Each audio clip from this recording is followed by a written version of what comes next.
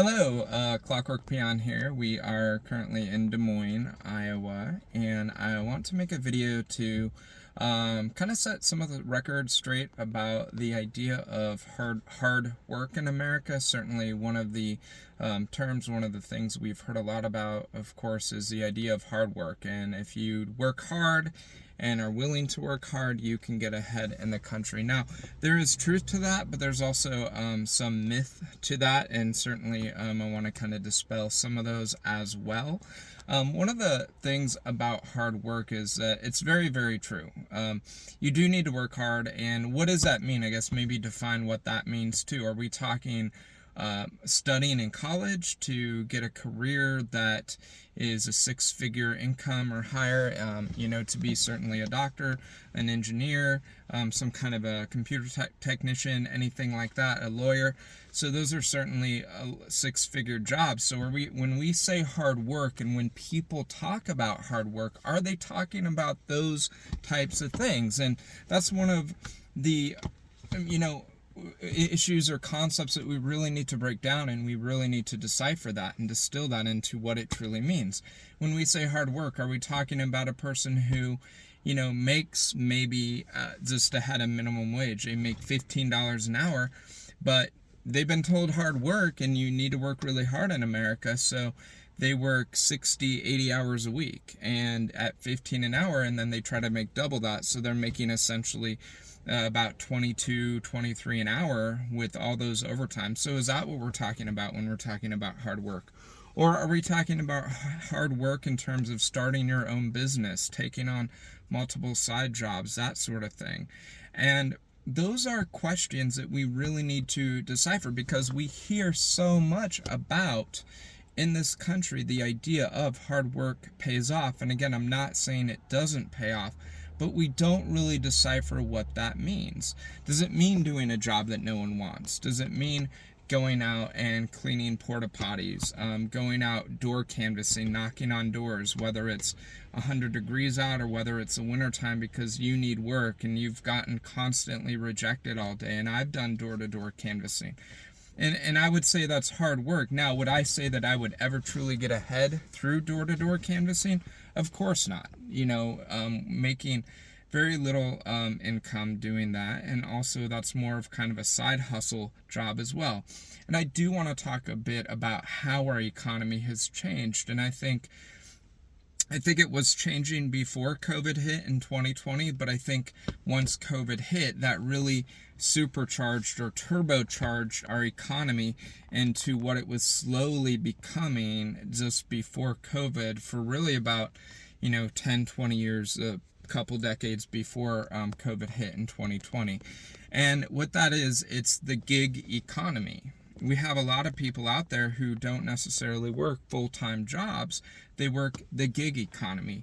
They do Uber, they do Lyft, they do canvassing, they do DoorDash, they do these surveys online that you can do for a little bit of extra money, and they do that in addition to maybe a regular job. And maybe they can't find employment. Maybe they are working entry-level jobs at, fast food in the service industry, or certainly at Walmart or Target or Amazon. Maybe they're an Amazon delivery driver, and that's certainly what they do. In order to supplement that income, they need to go and do these gig jobs. Certainly a lot of companies, they don't want to pay overtime and work over 40 hours. So essentially you also have an economy, thinking about what is hard work. Well, you have an economy, and believe me, I work with some of them at Walmart, where I work with a really nice lady, and she works at the customer service desk, and she'll work 40 hours at Walmart, and then she'll work 20 hours at Casey's General Store, which is also huge in Iowa. And again, she's one of the hardest workers I know. Now, is she getting ahead?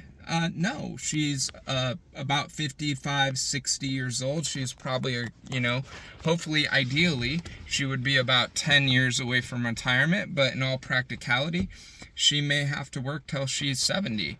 And she is a very hard worker, but again, she rents, she doesn't own her home, so she's paying a landlord every month. And not getting equity from any type of property that she would own. So again, we look back at the American dream. So does hard work pay off? Yes, it does. Is it guaranteed that it will help you or help even a lot of people in this country? I would certainly say no. And if we think about what's happening more and more, a lot of jobs you might work really hard and not even get hardly compensated.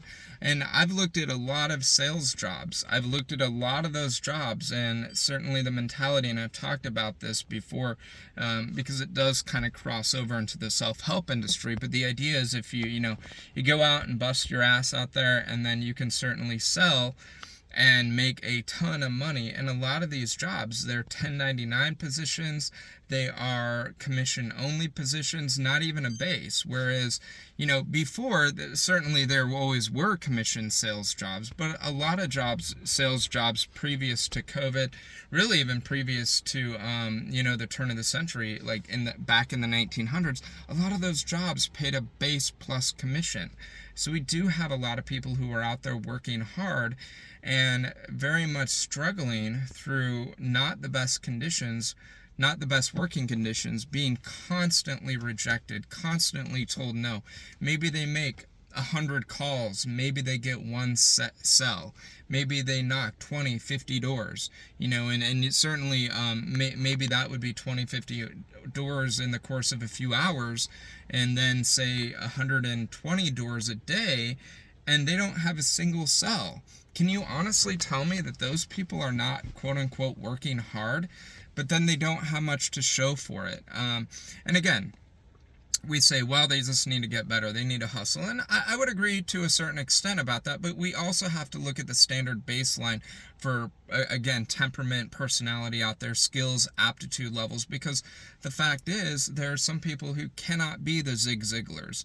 They can't be the Mark Zuckerbergs. And they don't necessarily have the ability to start their own business, to do those things, or to know the risk. And the fact is, a lot of people need structure.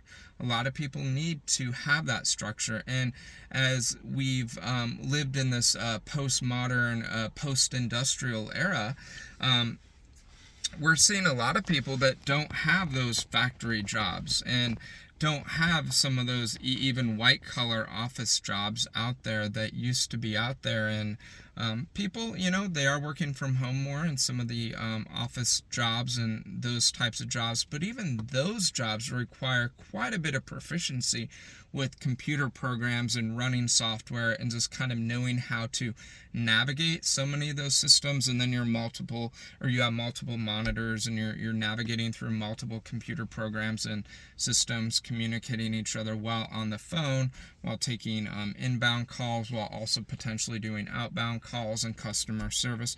So a lot of those entry-level white-collar jobs, at a lot of insurance companies, again, this is Des Moines, so Iowa here, so Des Moines is the insurance capital, or one of the insurance capitals of the U.S. I guess Hartford, Connecticut's the other one. But so many of these jobs here in Des Moines will start out at about $40,000 to $50,000 a year, maybe around 45 if you kind of hit that sweet spot or the center. And again, average rent, and again, in Iowa, rent is fairly cheap. And I know I made the video earlier about should you rent or own your home. And again, I'm definitely in support of owning a home. But so the cheapest homes that you'll find that are in a somewhat safe neighborhood are going to be at least $300,000. And if you go by the golden rule of making 2.5 times, or a home buying power of 2.5 times your income, so let's say you are making $40,000 a year. Theoretically, again, if you're financially responsible, what can you afford at $40,000? You can afford $120,000 a year home, okay?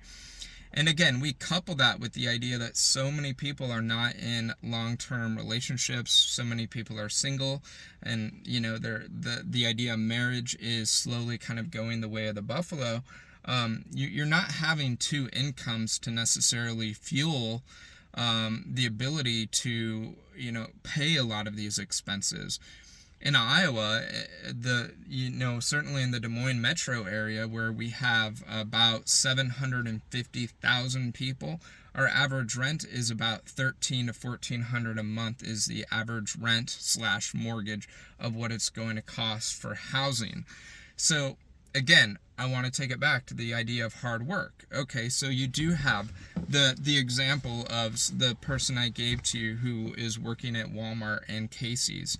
I would say they're probably pulling in about 45,000 a year, 50,000 maybe, with zero free time. So when you look at that, that's something where you say, okay, yeah, someone's working hard, but can they get ahead? Are they getting ahead? And certainly we see that, yes, again, it's possible. You need to work hard.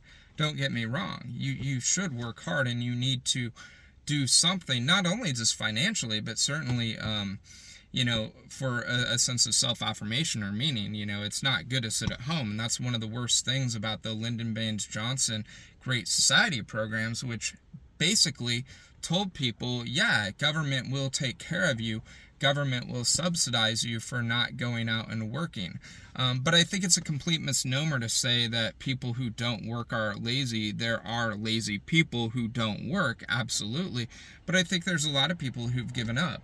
And when we look at a lot of the data and we look at IQ and intelligence data, what people are capable of doing, we have about 15 to 20% of people who their IQ is under 90, 85, even pushing 80. You have about a fifth of the population. Okay, and so America, we have 320, 330 million people in America. Let's just figure out, how many of those would be working age. But even if you figured out, let's just say 200 million people in our country are working age, so meaning they're, say, over 18, but they're under, say, let's just say 67 for retirement age, and I'm sure you can find the data for that. If you have 15% of 200 million people who are struggling to find anything that is more complex for work that would pay more than $30,000 a year. If you're working 40 hours in the service industry, you're probably making about 30,000 a year, maybe 35.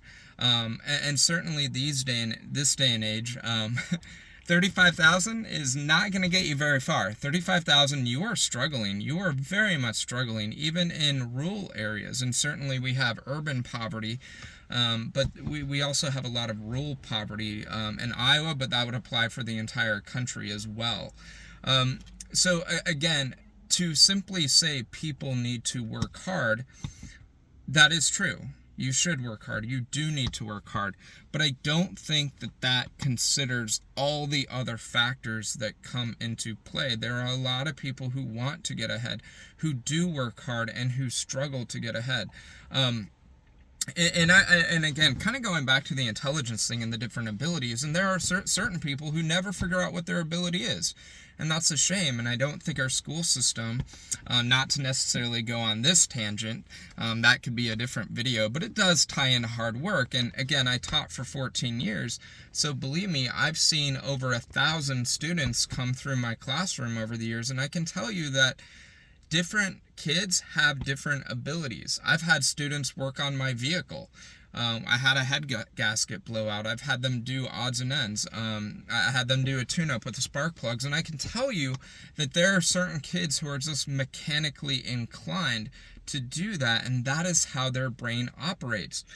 But maybe they couldn't put an essay together to save their life. Maybe they couldn't put a speech together to save their life. And you know what? That's okay. But the point that I'm making is that people have different aptitudes, and certainly a lot of the aptitudes based on, again, supply and demand, which of course, don't get me wrong, supply and demand is a good thing. Not everyone can be the Mark Zuckerbergs of the world. Okay? But there are a lot of people who do find themselves in a situation where they don't have either the skills, the wherewithal, or the talent, or the intelligence to do a job where they are going to be making more than 35,000 a year. Okay, they just don't. And these are people who want to work hard. They want to get ahead. But let's say you have a rent, $1,200 a month, right? So that's going to be taking up over half your monthly take-home pay. In fact, it might take up, let's just say if you're making $35,000 a year, you're probably taking home a little bit less than $2,000 a month. So if rent is $1,200 and you're pulling in $2,000 a month, that only gives you about $800. Now you factor in your utility bill, your water bill. Iowa does not have public transportation. A lot of states in our country do not have public transportation. You need really to have a vehicle, a reliable vehicle in this country. So let's figure in gas prices. Let's figure out the cost of a car maintenance, especially a lot of people who are entry-level workers.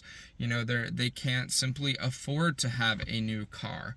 So a lot of them, they either, if they have the ability, they can work on their car, but a lot of them are paying routine maintenance bills.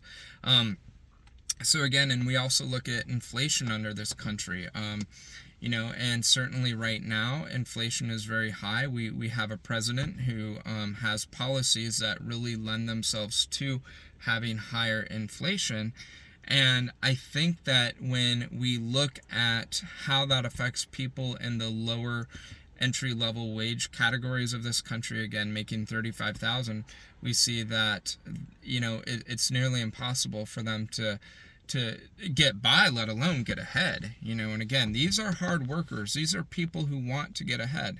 And again, it's not just simply, people who are high school age, because again, traditionally these jobs in, like retail and the service industry, they would be for high school kids. They would be for, maybe there was a stay-at-home mom and the kids are a little bit older and they're in the public school system, and she doesn't need to stay at home anymore, so she goes and gets a 20-30 hour a week job at Walmart or the Dollar General store, what have you. Or people who they're retired. Their main career is retired, so they're going to go be the proverbial Walmart door greeter, right? These are people who traditionally have been in a lot of these industries, but I challenge you, look at who's in these industries now. The next time you go to Walmart, look at who's working there. The next time you go to any of these locations, these Starbucks, these all these McDonald's restaurants, the Chick-fil-A's, whatever it is, look at who is working there. And it's not your traditional high school kid as much as it used to be. It's not your traditional retiree person. So we do have a society where we have so many companies in our service industry, and we have people working those jobs as a main career. And yes, let's say if you could find $25-50 a month, you put $50 a month from the time you're 18 into a S&P 500 index fund or a NASDAQ index fund.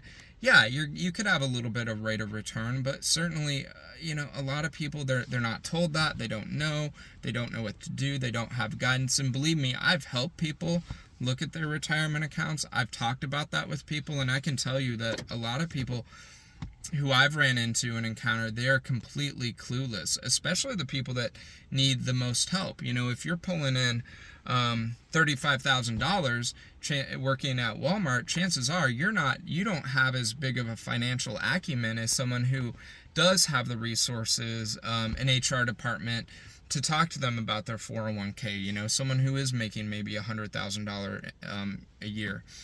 One of the big things that's also happening too, and I've heard this out there, it's called the tool belt generation. And certainly that's a good thing, because we do need people in some of those skilled trade positions.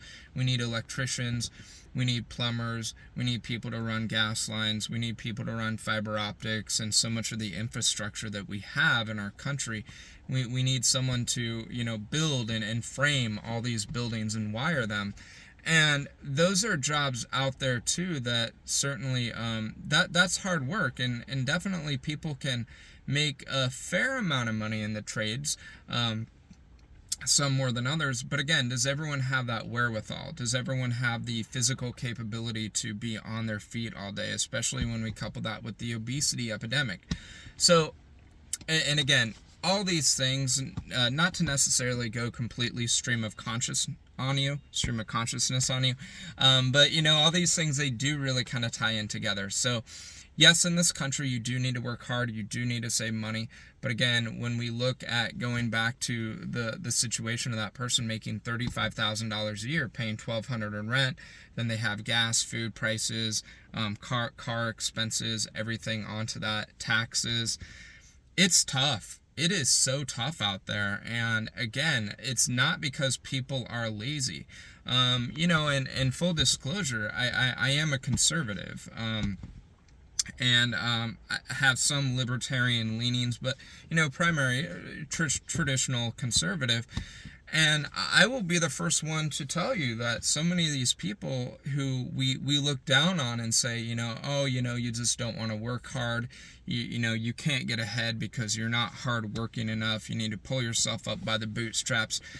I think that mentality has a place, but I think it's much smaller than what we think it is. I think it applies to far fewer people than what we might traditionally have thought that it applied to.